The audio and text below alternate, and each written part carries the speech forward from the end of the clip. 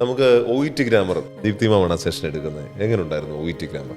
മെഡിക്കലിൽ ഇങ്ങനെ കുറച്ച് കാര്യങ്ങളുണ്ട്, അത് ആ സെഷൻസ് പ്രത്യേകമായിട്ട് പഠിക്കണം, അങ്ങനെ എന്തെങ്കിലും ചിന്ത ഉണ്ടായിരുന്നോ? അങ്ങനെ ഒരു അറിവോടുകൂടി അല്ല OETക്ക് വന്നതും. ഗ്രാമറിനെ പറ്റി അത്ര ഇമ്പോർട്ടൻസ് OETക്കകത്ത് വേണമെന്ന് തന്നെ അറിഞ്ഞത് ഇവിടെ വന്നതിന് ശേഷമാണ്.